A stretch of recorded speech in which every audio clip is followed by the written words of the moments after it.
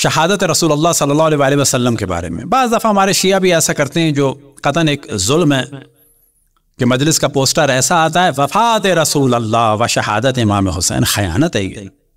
نہ بعض لکھو شہادت رسول اللہ. اب تو دیکھیں وفات سب وفات ہے.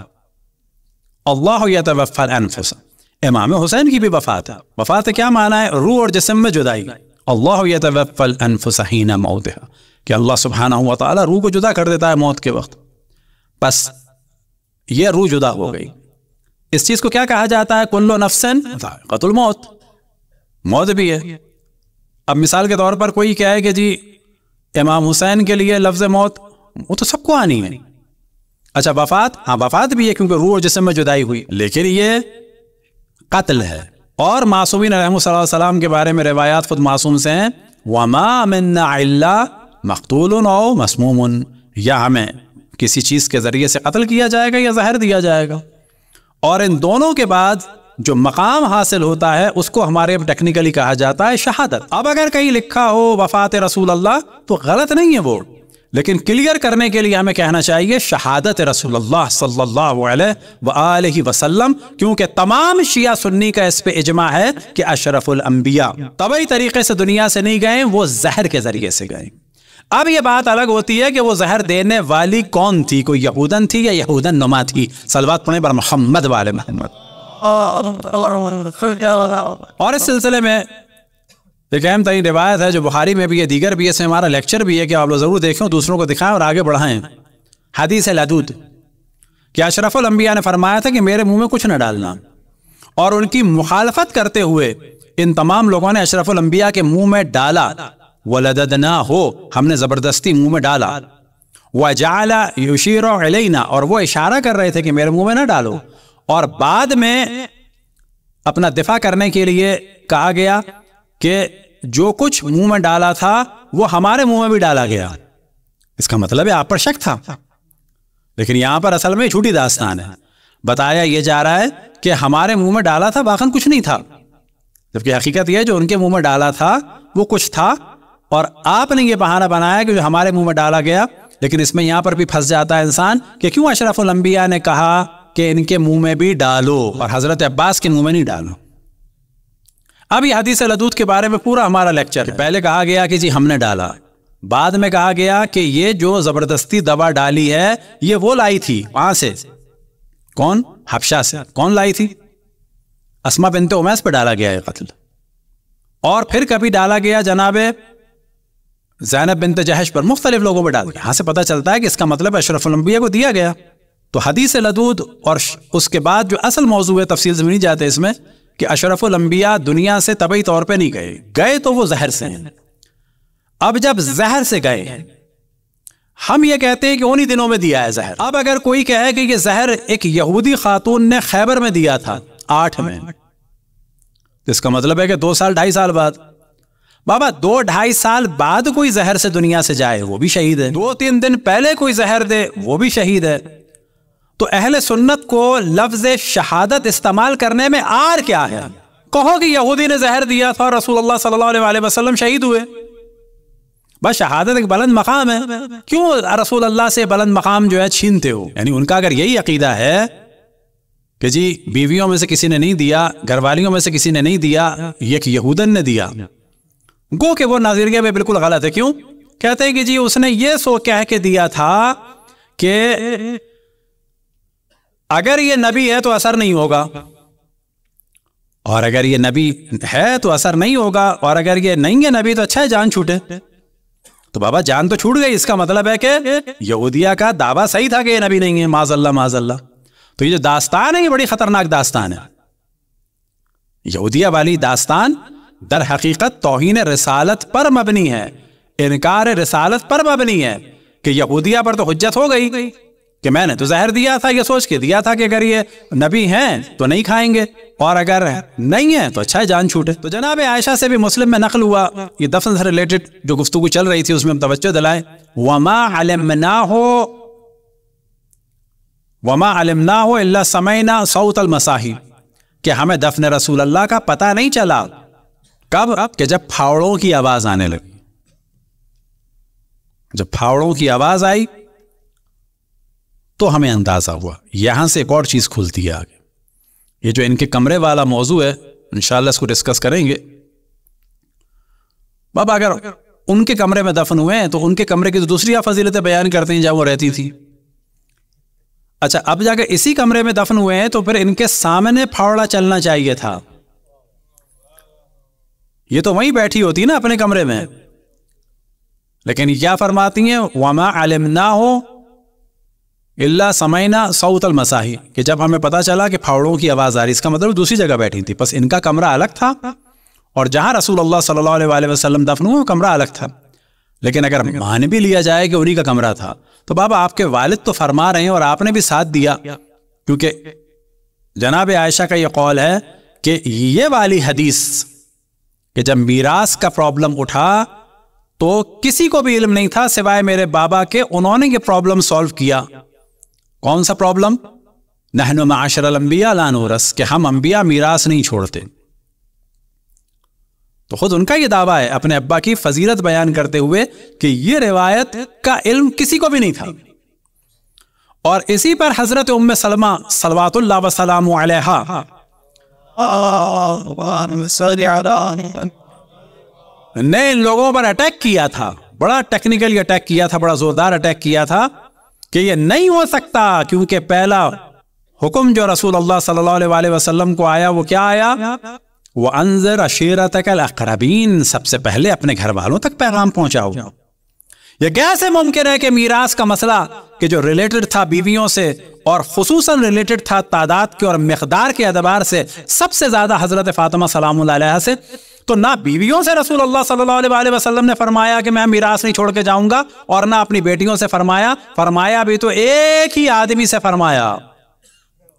لیکن انہوں نے بھی کمال کر دیا کہ اپنی بیٹی کو تو میراث دے دی اور اسی میراث والے کمرے میں دفن بھی ہو گئے.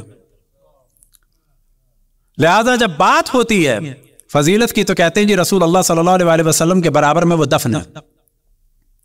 تو ابو حنیفہ کے پاس جا کے ایک شخص سے سوال کیا کہ میرا بھائی جو ہے وہ شیعہ ہو گیا ہے, تو کہا کہ تم فضیلت نہیں بتاتے کہ جناب ابو بکر جو ان کے پاس دفن ہے؟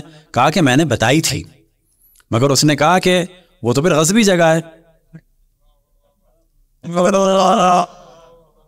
اب یہاں پہ سوال یہ پیدا ہوتا ہے کہ بابا آپ فرما رہے ہیں کہ انبیاء میراث نہیں چھوڑتے, پھر آپ کی بیٹی کو کمرہ کیوں ملا؟ اچھا آپ یہ کہہ رہے ہیں کہ سب کچھ ہوتا ہے پھر صدقہ اور بیت المال میں جانا چاہیے, تو کمرہ بھی بیت المال میں جانا چاہیے تھا. یہ کمرے کی اتھارٹی پاور کیوں بیویوں کے پاس آ گئی؟ کمرے کی اتھارٹی پاور کیوں آپ کی صاحبزادی کے پاس آ گئی؟ پھر آپ اس میں دفن بھی ہو گئے. اچھا اب جناب عمر کے جب دنیا سے جا رہے ہیں تو انہوں نے بھی پیغام بھجوایا کہ مجھے اجازت دے دی دفن ہونے کی. آپ اجازت یا تو تمام مسلمانوں سے لیں, اگر آپ ان خاتون سے اجازت لے رہے تو آپ تو پہلے کہہ چکے تھے مل کے سب, اور حضرت فاطمہ کو ان کے حق سے محروم کیا تھا. تو یہ کیا وجہ ہے کہ جی بیٹی کو میراث نہ ملے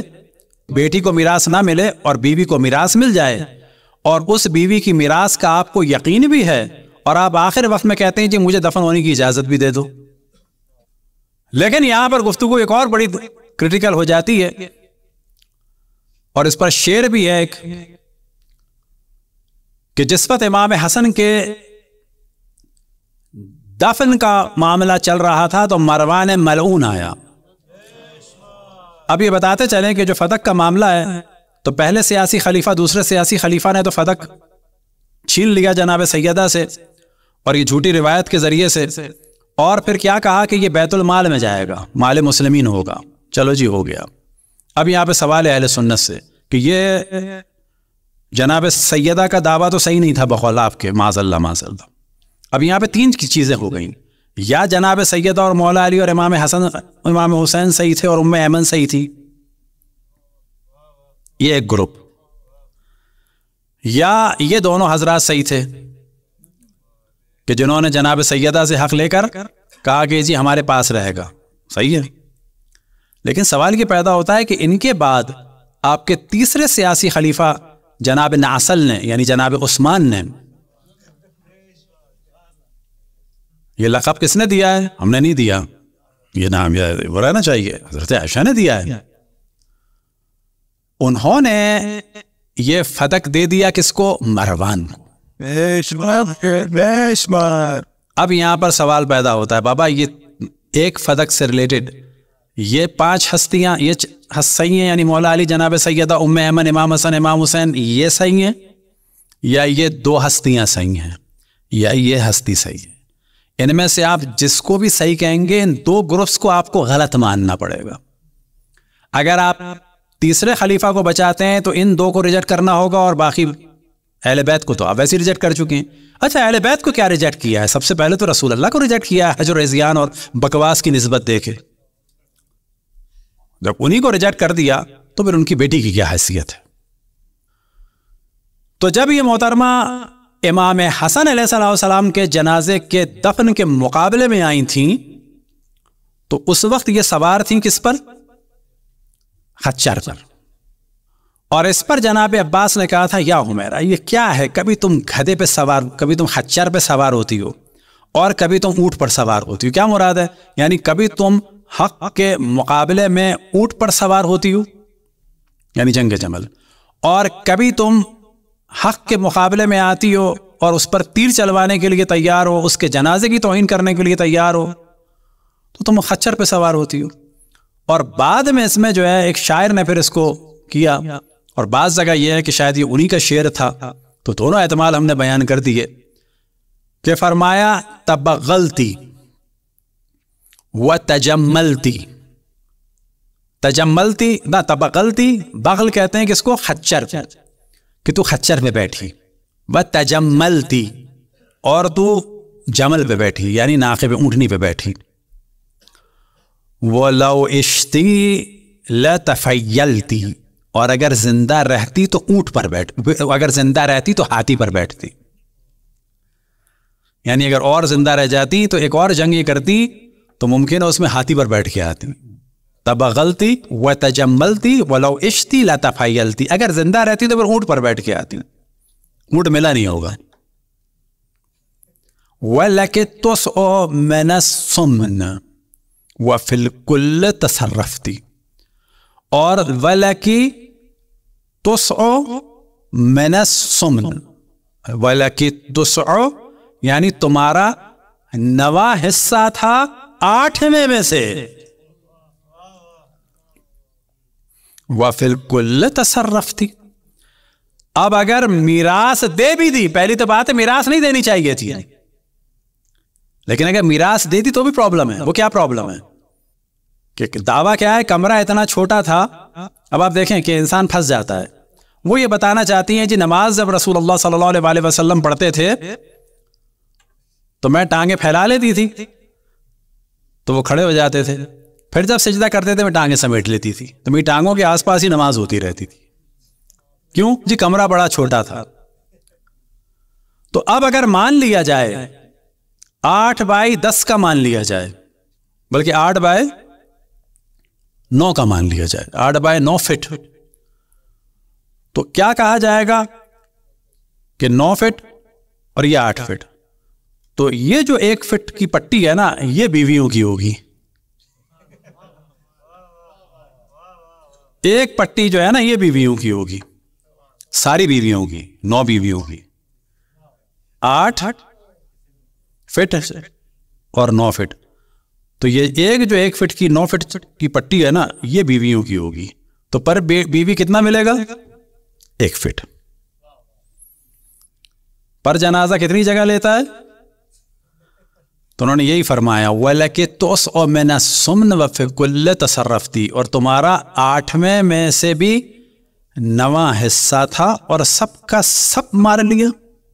صلوات پڑھیں پر محمد و آل محمد۔